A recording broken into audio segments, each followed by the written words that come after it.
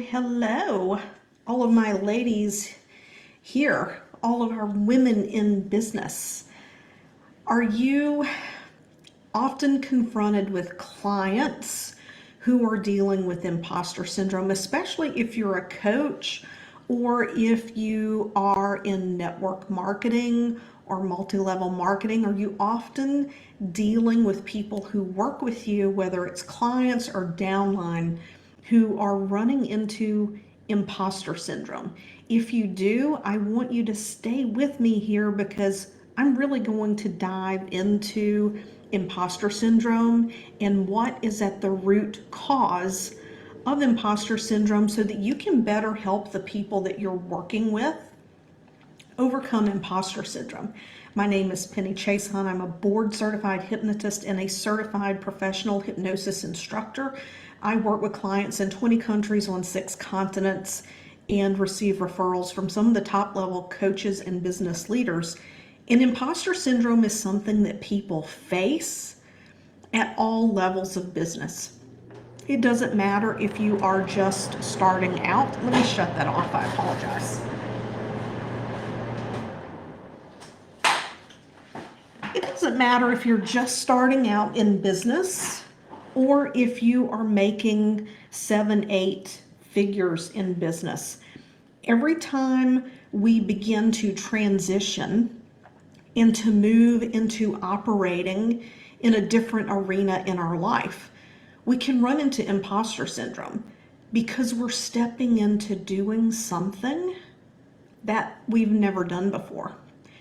So let's talk a little bit about the brain and the neuroscience behind imposter syndrome. Our brain loves what's comfortable. Our brain loves what is predictable. So we have a protective mechanism in our brain. When we begin to do something that is uncomfortable, it is going to let us know. It's going to let us know through feelings, through self-sabotaging behaviors. We may have fear. We may have procrastination. We may have resistance. It looks like a lot of different things. So there are 2 places that imposter syndrome can come from within the brain. Because when we're younger, up until around age 7, our subconscious mind is a sponge. The subconscious mind is a sponge and it absorbs everything literally. We don't have that analytical mind.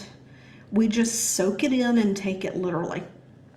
And what happens is we have experiences where we have emotions and we don't make sense around, and these things are laid down. And then when we get older and we begin to set out and do something new and exciting, the mind is like, wait a minute, this doesn't feel familiar.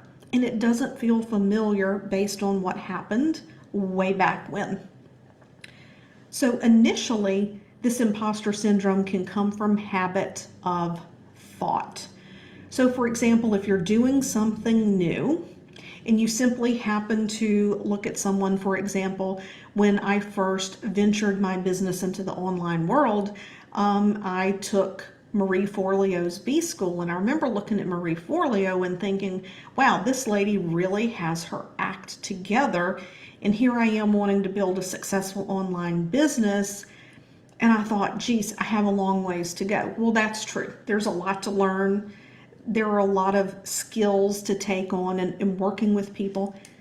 But if I had gotten in the rut of telling myself over and over, I can't do that. I'm not like Marie. I'm not that smart. I don't have that many years experience. If we get in a rut of saying negative things to ourselves or getting into comparisonitis, that's a term that Marie loves to use. If we start getting into comparisonitis and we begin to tell ourselves this story, our brain will begin to pick it up as truth. So our imposter syndrome can come from that foundation that was laid between 0 to 7, and we're simply not comfortable being uncomfortable, or we can actually program it in through our thought. and the things that we say to ourselves, because your subconscious mind listens to what you say to yourself completely unfiltered. It takes it literally. So we can get into this rut where we're having this habit of thought that is keeping us from being as successful as we want to be, that has us thinking we're not good enough, that we are not smart enough, and every thought that we have generates an emotion.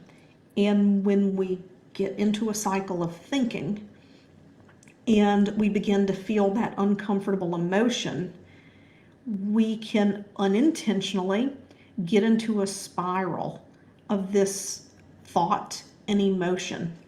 And the more we think it and the more we feel it, it becomes reinforced. So we could be positive, ambitious, outgoing, and then we can have one experience where things don't go as well as we thought they should because it's a new territory. You're doing something new, so it's not as easy as what you know every day. You're in this uncomfortable place of doing something new. You get into this, and then it's like, oh my God, I can't do this. I'm not smart enough. I'm not good enough. And we begin to program our brain that we can't do that. The most important thing that you can do for yourself, or if you're taking on clients, or you're bringing on downline to work with you, or team members who work on your team, is to teach them to be aware of their thoughts. Awareness is the absolutely most powerful tool that you have, because when you are aware of it, you can stop it in its tracks. And we want to have that awareness so that when we recognize that thought's coming, we can say, no, wait a minute, this is just something new to me. I am smart enough and I know enough to get started, and the more I do, the better I get. So then we begin to reframe the brain to the positive. Now, sometimes this imposter syndrome, people really dig in. They get procrastination. They're in fear. Oh my God, I can't hit live. I can't go live on Facebook. I can't tell people what I'm doing. What are people gonna think? And there's a deep-seated fear there. Then that really goes back to foundational beliefs about oneself. That stuff that happened from 0 to 7 years old that we absorbed like a sponge. And it's not to say that anybody programmed us wrong, but when we're at that age, we don't have analytical ability, and our brain literally takes things literally. So we don't have the context of life to know that somebody was just picking on us when they were making a joke about our hair bow, or, the shoes we were wearing or whatever. And the brain literally takes it as like, oh, something's wrong with my shoes, right? Something's wrong with my hair bow. That's not a trauma, but it stays in the subconscious mind. Everything we experience stays in the subconscious mind. The foundation of our personality and our characteristics are cemented by the time we're age 7. However, we can change that. And there are a lot of ways to change that subconscious programming. And one of those things is affirmations. When you're about to do something that's uncomfortable, you can sit and you can say, or you can write out affirmations to the positive. Reaffirm your confidence in yourself. Reaffirm your ability to learn. Reaffirm that people are waiting for you to serve them, right? Connect to that energy and connect to that emotion that you are making a difference. Emotion helps to solidify changes in the subconscious mind. Emotion is very powerful. Our subconscious mind speaks in metaphors, in images, and in emotion. And emotion is very strong. So if you're going to do scripting, if you're going to do affirmations, if you're going to read mindset books, then you want to tap into the feeling of the end result. You want to tap into the feeling of what it is to have the success, the feeling of what it is to see your downline succeed, the feeling of what it is to see clients who follow through on the coaching that you provide or whatever other service it might be and get the results they're looking for. Because it's frustrating to all of us when, we have clients and you can get them 90% there, and that last 10%, it's like, oh, come on, like, let's just get over the finish line, and they cannot explain what it is that's getting in their way. They have no idea. So in that moment, I encourage people to talk to me about, what are you feeling? What are your thoughts about that feeling? Give me an example of when you felt that way before. And a lot of times people can begin to unravel it before we even dive into hypnosis. Because what I teach in my trainings, I teach my students to use benefits in order to help a client get the change what they want. And you can do the same thing with the people that you work with. What are the benefits of doing what you do? What makes those benefits important? And then we dive additionally into identity.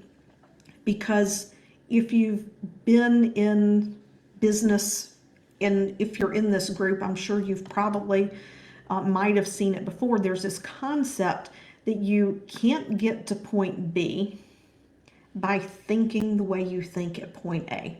So right now, right here, I am physically in point A. But as I'm talking to you, I'm speaking to you from a position of my next goal, right? So someone who is where I want to be is in this group showing up live. They're in this group networking with people, serving people, and helping people and letting people know there's a better and a different way or other options. So you want to help your people to do that, to shift that thinking, and it's uncomfortable for the brain. And again, these thoughts and this, what if I'm not good enough, these things can come up. But typically, unless someone really has a strongly protective mechanism in place around imposter syndrome, once you can get them to focus on the outcomes and the benefits, that is enough to motivate the mind for change, because they tie into that emotion. It's a more highly desired emotion. When it comes to this, though, there's also something called the law of dominant effect. And if you've ever done any transformational coaching, read any books around mindset, another way of putting this is you are where your attention is. So people will come to me for hypnosis. I've worked with some really big names, and they come to me, they're like, there's this thing in my way. I can't get it out of my way. I've done all of this stuff. And the reason my clients are so successful is they've already done all the work around mindset and where their thoughts are every day. They don't get head down in what they're doing, overwhelmed and letting their mind run amok. While they're doing, they tend to be mindful. They pay attention to where their thoughts are. They pay attention to what they say to themselves and what they say to others. So, even if you do the affirmations, you do scripting and those types of things, that is just a short snapshot of your day. If you spend the other 23 hours and 45 minutes, well, we have to sleep. So let's say you spend the other 15 hours of the day and you're constantly thinking, I can't do this. This is so hard. This is so frustrating. Nobody's listening to me. How come my downline is not following through? My clients are getting stuck. Oh my gosh, what else do I need to learn? I can't get my people where they want to be. If you're spending the other 15 hours of the day doing that, then that 15 minutes you spend scripting or affirmations or working on mindset work, it's really, it's just a flash in the pan. It's not going to last. So how do you turn that around? And I'm really kind of giving away the baby with the bathwater here. There is a really great book. I don't have it in easy reach. The book is by Richard Dotz, and the name of the book is Dissolve the Problem. You can read this book in 40 minutes tops, but there's some really good nuggets in it, so you're going to want to reread it over and over. If there is something that you are stressed or you are worried about, and it is contributing to imposter syndrome, it is contributing to your frustration, set your timer for 15 minutes. And for 15 minutes, worry your pretty little head off. Just worry yourself all that you need to do, that you need to be stressed. And once that 15 minutes is done, you shut off that worry and you begin to focus on the outcome you want. And if that worry voice comes up, you shut it down. If that fear comes up, you shut it down. If not good enough comes up, you shut it down. What I have in front of me right now, I have sticky notes on my computer, and just a couple of them. One of the sticky notes says abundance, because I want to keep my mindset on abundance. There's more than enough. There's more than enough. That helps me to stay in my space of not being in this false belief that there is a slice of the pie. There's more than enough for everybody. The other one that I have on here, I got from a coach that I've worked with in a program. Well, she coached me rather. And it's, what am I committed to and who do I need to be to get it? What am I committed to and who do I need to be to get it? And I see that, and it's a reminder that as I'm sitting here working, I look down and I see this sticky note, and it helps me to keep my focus on who I'm desiring to become. Now, if you're really struggling with programming in that, who do I need to become? How do I really solidify that? Then, hypnosis is a great way to do that. If you have clients that you want to help solidify these changes, they get insights in coaching sessions, but then the next session they come back and it's like the insight didn't happen. It was very short-lived. It's because that insight, while it was great and they recognized it, it didn't change a deeper subconscious belief. So there is a deeper belief underneath the surface there that it wasn't able to penetrate. Repetition is one of the ways to do that. The easiest way is to go in and identify that belief and really unplant that seed and put a new, healthier, more desirable belief in its place. I know that probably seems a little odd and like a lot, but for example, I just worked with someone last week. It was just our first session, and there's fear, there's perfectionism, there's not wanting to be seen, not wanting to speak up. We're doing 8 weeks together, but after the first session, not only are they speaking up at work, but they actually went on Facebook and they've started friending people on Facebook, and they did a very public post in a Facebook group, right? So we made some headway in just 1 week, but we're going to continue to build on that and build on that. We're going to dismantle this whole lattice of beliefs around money, around perfectionism, around fear, right? And this whole belief that being visible means I'm in my ego and I have to be humble if I'm spiritual. Well, I'm spiritual too, and I have to be humble.